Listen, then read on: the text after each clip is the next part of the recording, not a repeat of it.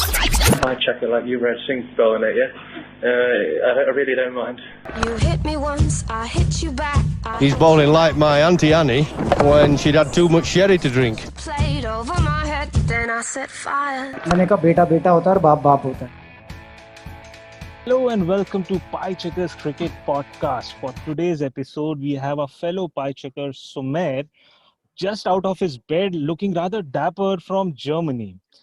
Shivam, our in-house Cricket Australia certified coach, and sometimes likes to flaunt his Australian jersey from India, and of course, me, Vivek, from India as well. Our listeners and viewers may be local, but we are definitely trying to go global. Welcome, guys, to today's episode. Yeah, thank you, Vivek. Thank you. And our guest for today may be the only person on the planet who has done two seemingly impossible tasks. He has worked with the Rastafarian Intelligence Agency to track down Patrick Patterson, who was seemingly lost to the bush. Even his family and friends didn't know what he was up to. And secondly, and more importantly for us Indian fans, he cracked the MSD Omerta code to work with him and his inner circle to write the best-selling book, The Dhoni Touch. And for me, I feel he looks more like a rock artist than a cricket journalist. Bharat Sundaresan, welcome to Pie Checkers Cricket Podcast. Thank you so much. Good welcome. That was a very, very strong welcome. I like the last part better than anything else you said about me. Yeah, because this is not what cricket journalists look like or should look like. And I've been told that a lot over the last 13, 14 years. But yeah, unfortunately, or fortunately, it's very difficult to look like this. So maybe it's a good thing for the world. So talking about Dhoni, how was the experience working with Dhoni over a period of time, writing his book? And if I can slide in that, did he or cricket have any effect on your long, luxuriant hair? Firstly, the experience was quite painful. No, I'm kidding. But it really does push your extent of patience and tolerance. You gain new levels, actually. You gain new gears of patience and tolerance because he makes you wait. He makes you really, really work very hard to even get a little bit of access or a little bit of anything from him. And no, cricket and Dhoni had nothing to do with my hair. I want to say this at the outset. I started growing my hair more like around 20 years ago. So I was the first trendsetter in that whole setup. Then came Dhoni, then came Ishant Sharma, and then came like whoever. Yeah, but unfortunately, because I was never in front of the camera and those guys were, historically, I've always been asked this question, like, and think about it, man, look at my hair. I'm sorry here, but there's no comparison between like the quality of this hair in Ishant Sharma and MS Dhoni even, right? I remember an ad guy had once told me, like, the first thing I want to tell him is he needs to stop using soap on his hair and start using shampoo. This is like many years ago when he had the long hair. So yeah, now that I am blowing my own trumpet, yeah, it is has nothing to do with cricket. I don't even know why I started growing my hair, but then came heavy metal music into my life, so it just all blended into one. And then my wife married me with the long hair, so I've been very scared to cut it because maybe it's a sign. So yeah. Well, you may not actually know why you started growing it, but I certainly can understand why Vivek asked you so many hair questions. Indeed. And he may as well have said, "Ye baal mujhe de de Thakur." Dale Steyn has been trying to go your way as well. Now you mentioned Ishant Sharma and so on. Also with his, co-curricular activities of going out in the wild and fishing for a small or a big fish. Yeah. Well, it's when you look like a wild man, you need to go into the wild, I guess, to at least, if you look the part, play the part as well.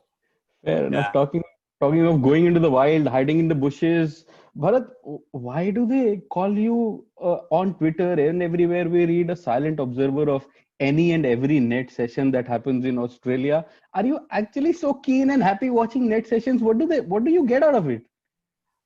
Well, you know what? It's part of your job as a cricket journalist to look, watch the Nets. I know people like talk about it. What they call me the Nets whisperer. Everything from the Nets whisperer to Nets what? I don't know. Yeah.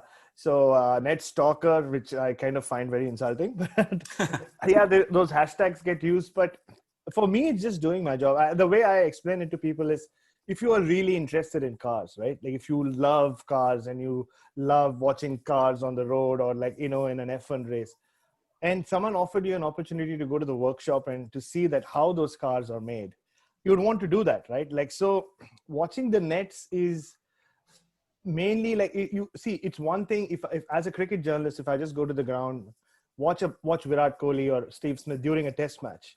Yeah, I see them play some shots. I see them like make some technical adjustment. The real magic happens in the nets, right? That's where they're actually working on their game. So you get like a great understanding of why they do it, or what they're working on, and just you learn more about the people. It just adds to your adds many more layers to your own writing or your understanding of those people, and as cricketers. I mean, that's the academic reason to it. For me hanging around in the nets. But I think it also has to do with when you are an Indian journalist or you cover Indian cricket for a long time, you often don't get the kind of access you do with Australia. I'm not saying I'm inside the net here. You can still watch the nets there, but it's different. It's a different challenge when you are in India, because there are a lot more people. And like, yeah, here, I guess there aren't so many people, not many people watch the nets. So I just have like a little extra breathing space around me, and I enjoy doing it. But like, does not mean that I am a cricket nerd or like a cricket nuffy. I like, just am obsessed with cricket. Like a lot of people just infer that just because I like watching the nets, that's all I do in life. Like, I sit at home and watch TV or record the nets and watch them on the big screen. No, I don't do any of that. I really think of it as a very essential part of being a cricket journalist. That's really why I do it.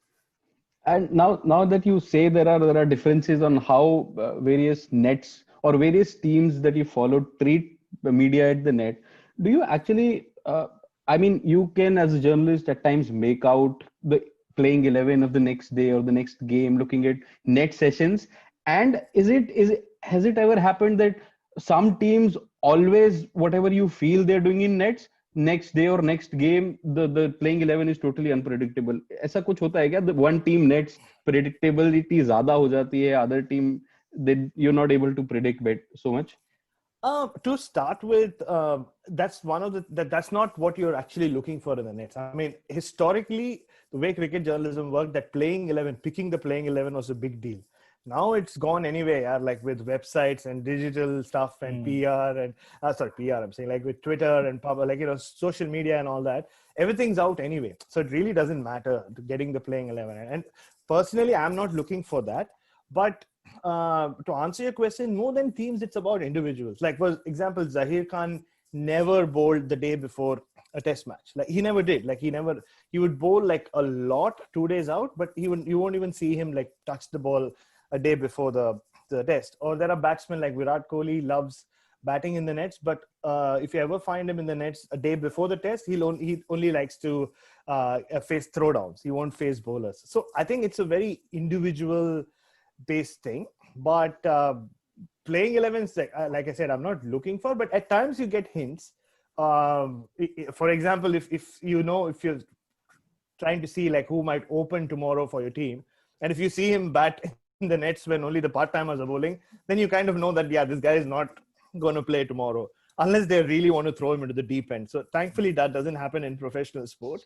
But I mean, see, I'll tell you a story about MS Dhoni playing the media, but like when he was captain. And the most famous story with what was happening in the nets, the most famous story about that is before the 2007 World T20 final, when there was all this talk about will Virender Sehwag play, or whether he won't play.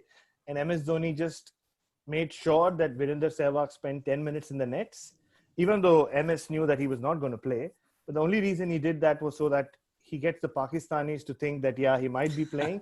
So they spend the extra 15 minutes in their team meeting discussing Viru, even though he wasn't going to play. So, I mean, those kind of mind games. But again, even that is like 13, 14 years ago, right? Be with people like me standing behind the nets and like tweeting stuff out. It's very difficult to get away with, and that's Ganguly. Yeah, I mean that's true. Like the Ganguly era was kind of similar as well. But see, but the Ganguly era was actually the one where that playing 11s really mattered. Like people were always. It's just a different school of journalism. Like that thing has changed now. Like it's people are looking for more like agar koi injured ho gaya, like if someone's going to get injured or like it's like this. Like even when people are watching nets, different people are watching it for different reasons. Some people are watching nets because someone else is watching nets and they think that wo dekh raha hai to mujhe bhi dekhna chahiye. Like I don't know what he's saying, but like I just need to be here. Then there are some people who are maybe there to just like spot only technical changes, like but for that you really need to understand the technique of batting or bowling. Or like you have some people who are just there to like I said, most important thing is to see, like that's a question you get asked a lot. Koi injured to nahi hua na? Like you're sure nobody's got injured. So those are the only questions. Those are the only things people are trying to see in the nets. But who's going to play? Who's not going to play? But of course, if you have like a sort of like a decent sort of relationship with the team and the support staff, you might get like a breaking news story here or there. Like I found out earlier this year before the Christchurch test that Ishant Sharma is not going to play. I won't tell you who told me that, but this was just like, because nobody expected. He was in the nets, like he was around in the nets. But I found this and like I broke that story. So that's how it works. So it's all about relationships anyway. Fair enough. Moving from nets to a lot of Australian domestic cricket that you cover while commentating also at times. Itne hundreds is saal, what is happening in the Shield? I mean, they were like, taras rahe the wo log koi 100 bana le, and itne hundreds. I mean, Stark is scoring 96 not out. What is happening? ऐसा लग रहा है जैसे सौराष्ट्र पे खेल रहे, सौराष्ट्र के pitches पे खेल रहे. बॉस अगर सौराष्ट्र के बैट्समैन ये पिच में खेलते हैं ना, रविंद्र जडेजा और 300 बना लेता. Like but to be fair, actually the pitches were flattish, but we actually got to see a lot of good cricket. Like see, fast bowlers took wickets, spinners took, like Mitch Swepson took three fifers. Yeah, exactly. And like twice he bowled them to victory against Tasmania, and the last game of course against South Australia. We saw a lot of fast bowlers take wickets of Scott Boland and Michael Neser and many others, Sean Abbott, of course. So even though if you just look at it from the outside, you might think, yeah, like, everybody, like you said, like everybody was scoring hundreds. Mitchell Stark was denied 100 and you saw him chucking the bat away and all that. But I think we saw really high quality cricket. Like there were a lot of runs, there were a lot of wickets. Yeah, there were a lot of draws, but I thought it was maybe I'm saying this like out of little bias because it all happened in my backyard in Adelaide and I was there for a lot of those games. But to be honest, because I was asked a similar question on last week, and if you actually look at the numbers, like, if you just stop looking at the hundreds and you look at the numbers, it was a pretty evenly contested battle between bat and ball during that Shield season. But well, Justin Langer, like you said, has been asking for guys to score hundreds and to break the door down. Will Pucovski's made 2 double hundreds, but he might still not play the first test. So, maybe it doesn't count. Talking about Pucovski, and we have to talk about Green. So both of them, are they actually that good? I mean, you're talking of Bradman, Ponting, matlab 2 season acha gaya hai. It is seedhe Bradman, Ponting. Are they actually that good? सी यार, Australia में जब भी कोई अच्छा करता है तो Bradman का नाम आ जाता है. इंग्लैंड में कोई अच्छा करता है तो बोथम का नाम आ जाता है. इंडिया में बहुत टाइम के लिए कोई अच्छा करेगा तो कपिल देव का नाम आ जाता था. अभी तेंदुलकर का नाम अभी आ जाता है. So वो तो, I mean, that's like, you need like if you are using a yardstick, it's easiest to name or use the one name that stands out, right? तुम ब्रैडमैन का नाम डाल दे तो हेडलाइन में आएगा, सब पढ़ेंगे. वो तो एक मीडिया ट्रिक होता है यार, वो तो आपको समझना चाहिए. But do you see Green featuring somewhere in the white ball series? Do you expect him to? I'm surprised. Like a lot of people are surprised that he was picked in the one-day stuff because they've looked at him as a test guy, right?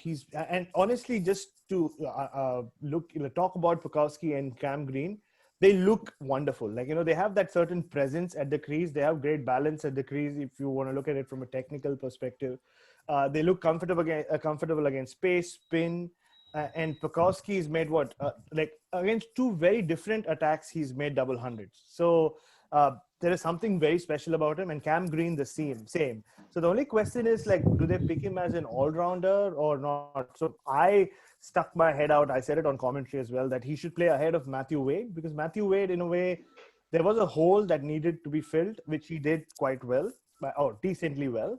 But Cam Green, like, you know, when you see someone like that scoring so many runs and looking so good at the crease, and you know that even if he's not going to bowl more than 3 or 4 overs now, but in a couple of years' time, he might become a genuine all-rounder, you should just not wait, and you should just throw him into the mix. But that's not how Australian cricket works. As you guys know, Australian cricket is, in terms of selection, is more based around incumbency. Like, you know, they like to jo pehla. It's a little bit like India mein jaisa company chalata hai na. Sarkari naukri. हाँ, सरकारी नौकरी जैसा है. But sir, ये तो बहुत दिन से लाइक इनको और चांस मिलना चाहिए. हाँ, इनको रिटायर होने दो, फिर हम जवान लोग को लाएंगे. मतलब सीएसके भी बोल सकते हैं. सीएसके. अच्छा, तो टेस्ट सीरीज में who do you rather see? I mean, like, do you expect both of them to play somewhere, or yeah, maybe दोनों नहीं? I mean, मुझे personally आप पूछोगे तो मुझे ऐसा लग रहा है कि Joe Burns will play the first test, because Justin Langer has come out and said it. Like he has to do something really wrong in that first 3-day game against the Indians at the Drummond Oval. But still, I think the first test to usko denge. But if he fails there, it just sets the stage up for Will Pucovski MCG Boxing Day debut. Like, my gut feeling says that's what's going to happen. Like, you know, he's from there anyway. So that's how I see that happening. Cam Green is slightly tricky, because with Matthew Wade, it's not just the runs he scores, just the way he carries himself. They like having that guy at number 6. So he will have to really like have 2 very poor tests for Cam, or there has to be an injury. See, Travis Head for a while looked iffy, even though he made a Boxing Day 100. But then once he made that 150, 170, there's no way they're going to. He's got a lot of 50s as well. I mean, he scored a lot of runs for them. Exactly. So he's going nowhere. So Will Pucovski has a better chance of playing than Cam Green. That's my, at this point, is what I think. And any other guys in the Australian domestic circuit to watch out from? I mean, apart from these two, and maybe Philippe is what we think could be the other guy. Any other guy, do you think? Oh, I mean, like, if you look at red ball cricket, Michael Neser has been around, and he's like, I mean, I run like a hashtag Neser must play. Younger guy.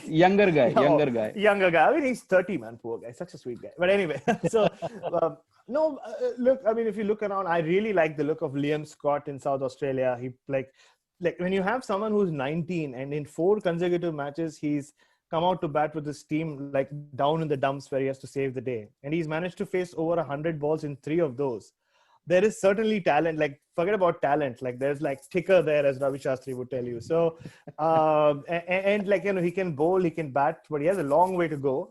And it's difficult when you're playing for a team which just keeps losing. But you look around the country, Sean Abbott's like a great talent, and no surprises that he's been picked in, or like, you know, pretty much every squad there is to be. Who else? Like, put me on the spot there. I mean, you know, that's the thing. When you cover something purely as a journalist, you tend to remember things. Then as a commentator, what about Pope and Sangha? Where did they go? Like Pope, I had high hopes from Pope. Yeah, that kind of rhymes. But yeah, I did. But he has a long way to go. Yeah, like, you know, he took 5 wickets in the first innings. Like, especially when you see a leg spinner who, the moment a batsman steps out to you and hits you out, you completely get frazzled. And he's like, you know, he was dishing out some very bad balls, like, you know, and he went for a lot of runs. He has a long way to go. Jason Sangha is, well, former under-19 captain, and again, like, you know, he's had opportunities last year against I think either Pakistan or Sri Lanka. He played in the warm-up game, didn't get too many runs. They keep him around. This is Jason Sangha. Of course, I think you wanted to know about Tanveer Sangha, the leg spinner, who I've only seen in the nets. And I've heard really good things about him. Apparently turns the leg break a long way and all that. Maybe he'll get his turn. See, Nathan Lyon played all the games for them in the first round, right? So you'll have to wait and see for the second round, whenever it happens, wherever it happens, like to see if he gets to go. But like, you know, good things about him. And like अभी से ऐसे ही होगा यार, like ये Nathan Lyon जाने के बाद spinner हमारा देसी स्पिनर ही आएंगे.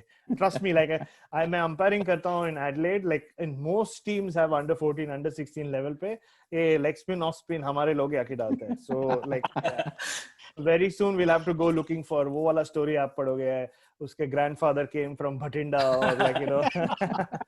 I mean, Kadir could have been that story probably, but they missed out on him. He wanted to, like, yeah, I remember. Yeah. I actually interviewed him and wrote the story. And Mission 2020 was his slogan and all that. Abhi dekho Pakistan mein khel rahe 2020 mein.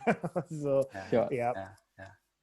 Well, I think that's a very good, I think, a segue towards the actual series itself. I'm glad you have a perspective of, or you at least listen to what Ravi says. So, you know, from India's perspective, the series, India-Australia has for some time been the biggest test series that India plays, the biggest spectacle, at least for the Indian men's cricket. Now, how do you see this? Like, you know, maybe only a India-Pakistan series would have given fans maybe a bigger high. Although Ravi Shastri, I don't know for what reason, he did say that in the last series was better or bigger than the 83. A lot of us, you know, usually, you know, joke around the fact that maybe he was not sober when he said that. Old monk How do you see this? Well, I mean, like, you know, I generally don't like to comment about like what. But generally about India, India-Australia no, series. I understand. No, I was referring to the sober bit, or like, you know, यार Okay. old monk क्यों नहीं पीना चाहिए यार, सबको पीना चाहिए, अच्छा रम है यार, like yeah, तो अगर वो पीता है कि नहीं वो मैं नहीं बोलूंगा, लेकिन हाँ, लेकिन old monk तो सबको पीना चाहिए, यहाँ पे भी मिलता है by the way. But what I was gonna tell you, yeah. So as a series itself, like you see, they won here last time around, and in fact before that, like, you know, just the whole India-Pakistan India versus Australia thing.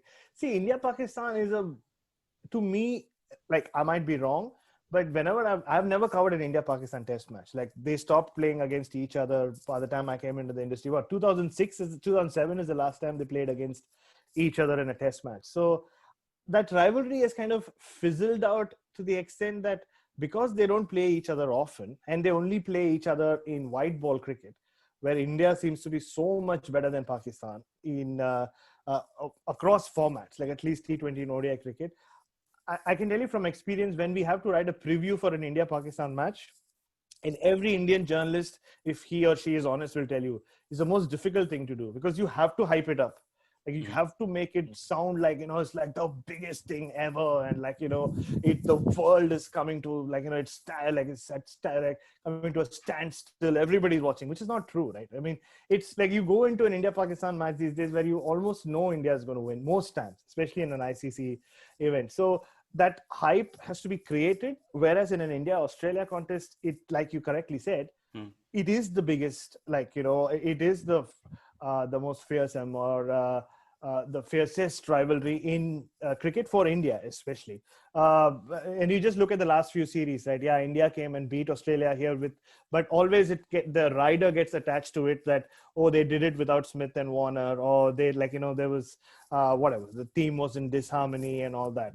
So this is a big series for India, not just to prove to the rest of the world, but in a way to themselves that इस बार कोहली नहीं था. yeah, like, वो तो already लोग बोलने लग गया, exactly. So इस बार कोहली नहीं होगा after the first test, and शायद ईशान शर्मा भी नहीं होगा. I think who's as big a loss to India if he doesn't play even like more than a couple of test matches as Virat Kohli is. But so they would really want to win again. It's going to be very, very difficult, like, you know, against this gun Australian team who are not only have Smith and Warner, but Marnus Labuschagne is like you guys would have seen him score runs everywhere. He's just a special talent.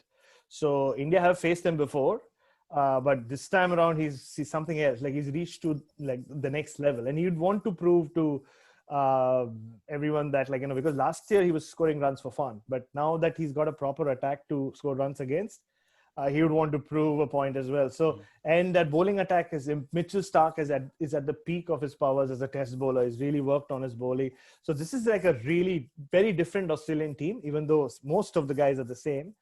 So it's going to be a huge challenge, but this is the biggest.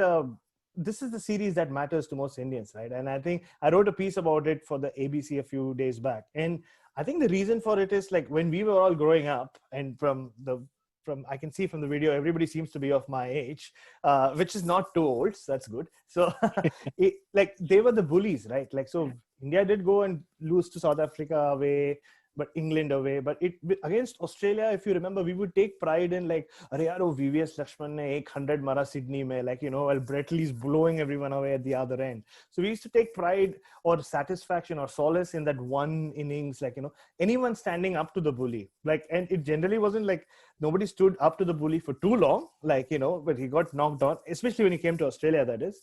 But that's all. It was almost like that's as far as it could go.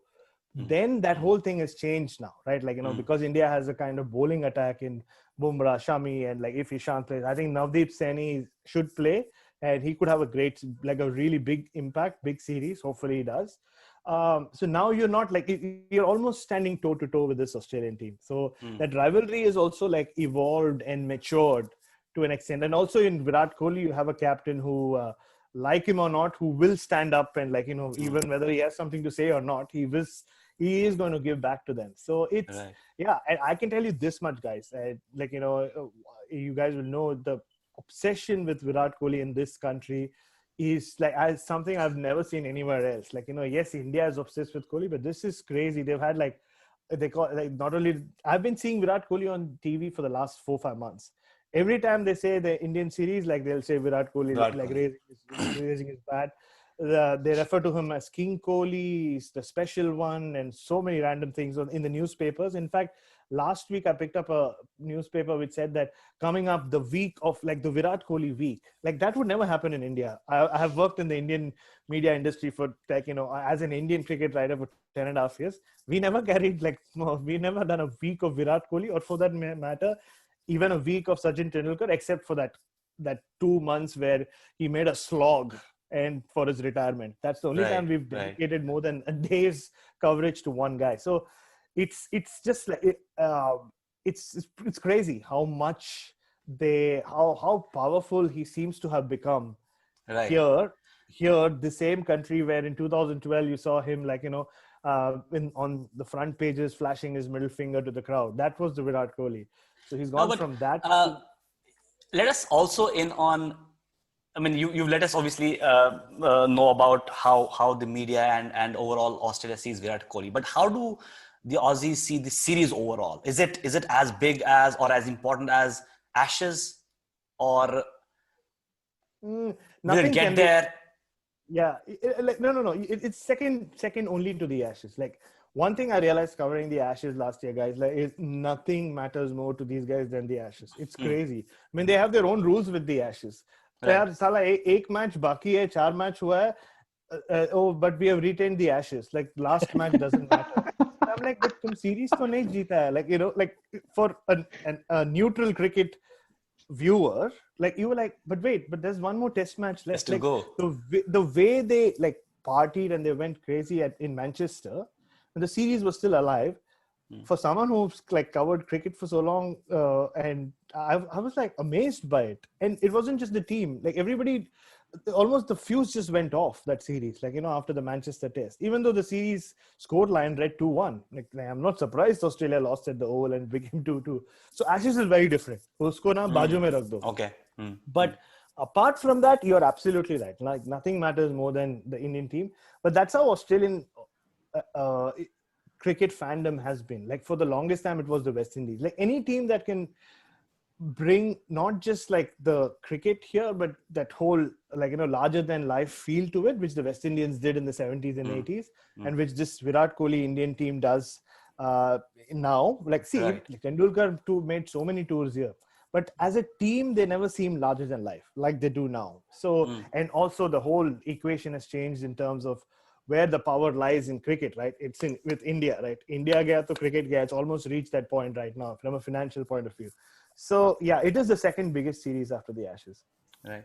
So from your memories, you talked about the 100 VVS score and people look up to it and so on. From your perspective, what has been India and Australia's, or at least from this series, your favorite memories? Maybe something on the field, some sledges, or even during your work, media work, some pressers. What has been your favorite moment?